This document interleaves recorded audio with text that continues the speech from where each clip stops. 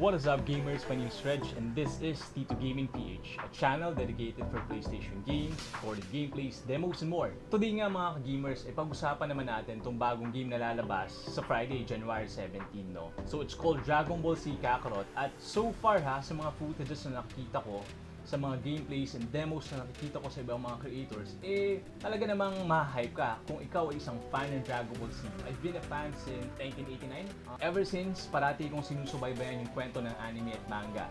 Pero pagdating sa games, hindi ko masyadong nagugustuhan yung konsepto ng games kasi parati lang itong fighting, it's all about, defeating your enemies. Walang masyadong context, walang masyadong depth, kumbaga, ano. And this year, promising tong game na to. Basically, today's video is about 5 reasons bakit or karapat-dapat ba nating pagkagastusan ngayong sweldo si Kakarot. But before we talk about that, ano nga ba at sino ang gumawa ng game na to?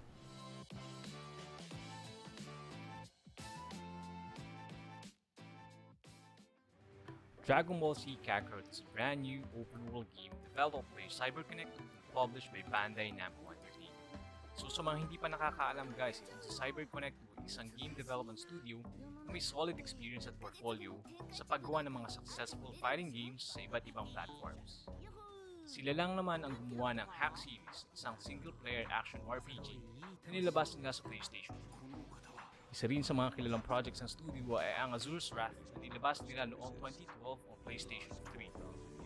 Matapos nga ang success ng Azura, isinundan nila ito ng isa pang malupit na anime fighting game based naman on the Naruto series. At ito nga ang Ninja Storm na humakot ng magandang reviews from fans.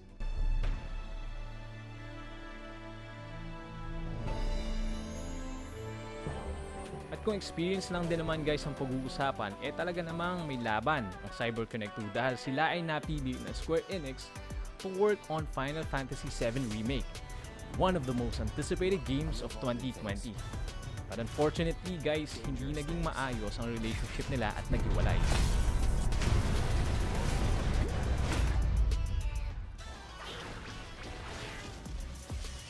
Ilan lang ito sa mga kilalang projects ng studio. At dahil dito guys, talaga namang masasabi ko na may potential ang Dragon Ball Z Kakarot. We all know about Bandai Namco Entertainment and how big they are. Kaya wag na natin silang pag-usapan, so let's get right into it. Yes, you heard it right mga gamers. This game is built with an RPG framework in mind, which means may character development, leveling up, and progression based on experience points that we gather from defeating enemies. Paggawa ng iba't ibang klaseng side quests and missions.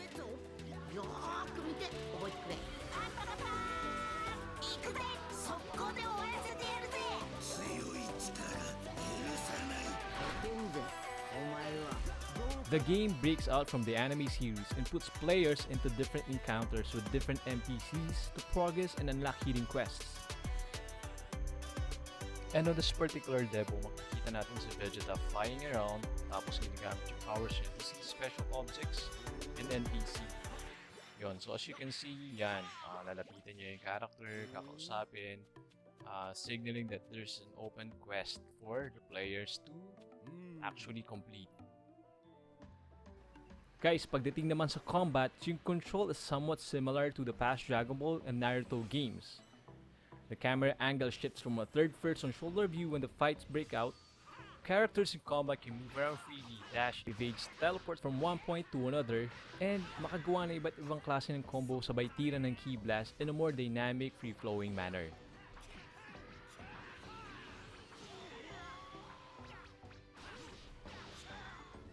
What makes a lot of video games very successful nowadays ay yung pagkakaroon ng open world o semi-open world format wherein maaari kang mag-explore ng iba't ibang lugar within the game. And this game mga ka-gamers is so far proving itself to be one of those games kung saan I think may enjoy natin yung exploration I think. But unfortunately, walang masyadong details kung gaano ka-open or semi-open world ang mundo ni Kakarot. But I guess sapat na yung malaman natin na hindi lang tayo lalaban, magpapalakas. Pwede rin tayong lumipad, mag-drive ng mga sasakyan, mag-mine at mag-collect ng orbs para makapag-unlock or upgrade ng bagong skill set at super attacks.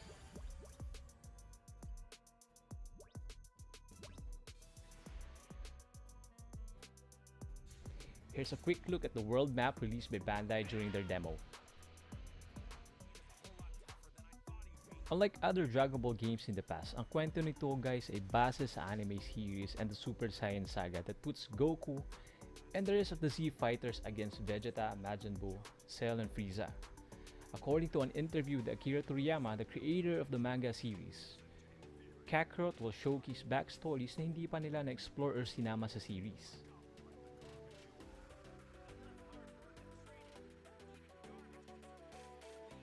Masyadong broad and so far walang details kung ano-anong backstories ang ilalabas nila sa game, which makes this game more interesting.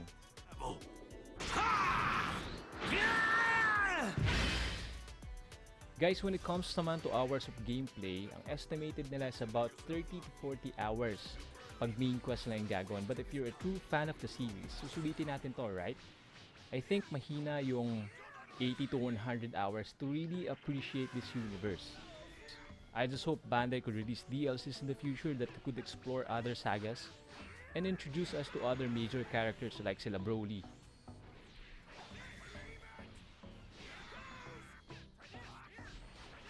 Dragon Ball Z Kakarot is not just about leveling up guys and getting experience points, completing quests, completing missions, killing your enemies. What makes the game so unique is its dynamic character progression.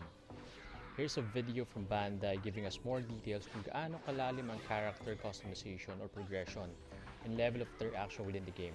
Dragon Ball Z Kakarot, you'll be fighting against fearsome foes to protect your friends and planet Earth from utter destruction.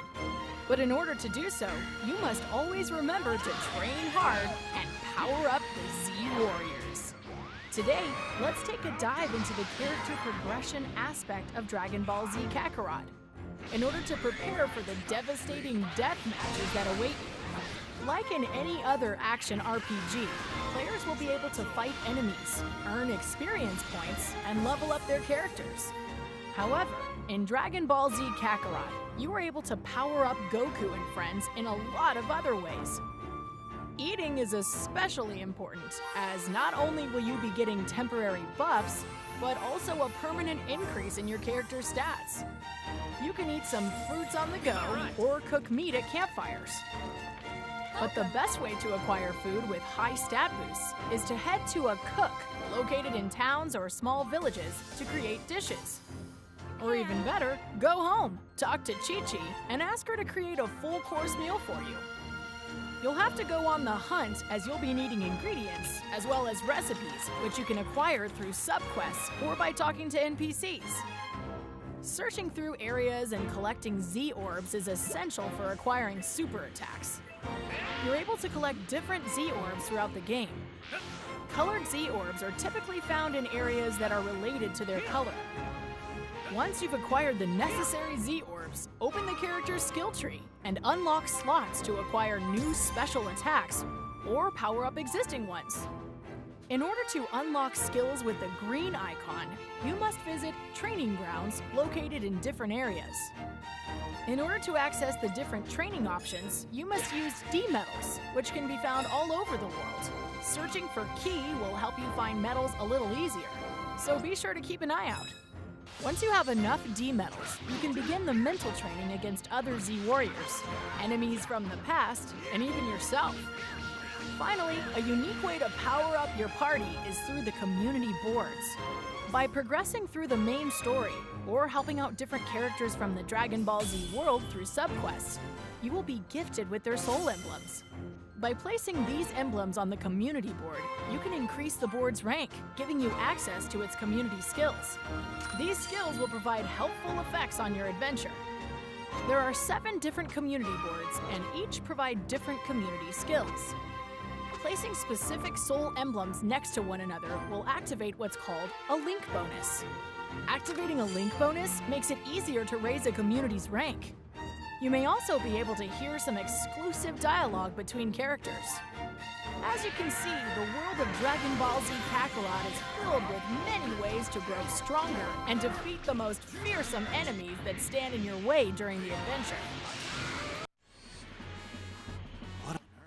Kilala ang Dragon Ball series dahil hindi lamang kay Son Goku umiikot ang buong kwento, mapa anime man or mapa manga. From the moment he crashed on Earth hanggang ma-achieve niya yung Super Saiyan level, Alam na natin guys na yung ibang mga major characters or Z fighters ay magkakaroon ng kanya-kanyang sariling development.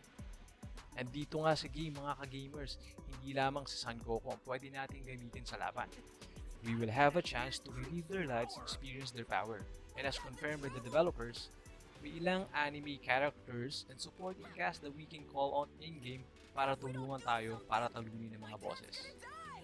Aside nga kay Son Goku, kasama sa mga confirmed playable characters sila Gohan, Vegeta, Piccolo, Future Trunks, Gotenks, Vegetal, Krillin, Yamcha, at marami pang iba that we can actually unlock as we progress through the game. To give us more details on the mechanics, here is another video from Bandai giving us a rundown on how best to use and activate these characters. I can handle this. Ball Z's story isn't just about this legendary Saiyan warrior. His friends and rivals, such as Krillin, Piccolo, or Vegeta, also play a major role in the Dragon Ball Z saga. Today, let's take a look at how these characters are introduced in the game. There are certain characters that will be assisting Goku in battle as support characters. You can take up to 2 support characters into battle, and each of them has a unique set of moves and techniques to back Goku up. Let's start off with Krillin. Krillin can use the solar flare to blind and stun enemies within a certain range.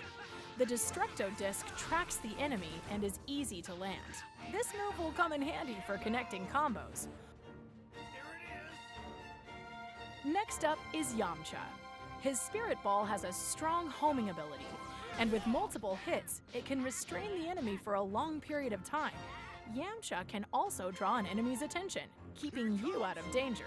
Or if you simply want to open up a group of enemies to connect a powerful Kamehameha beam.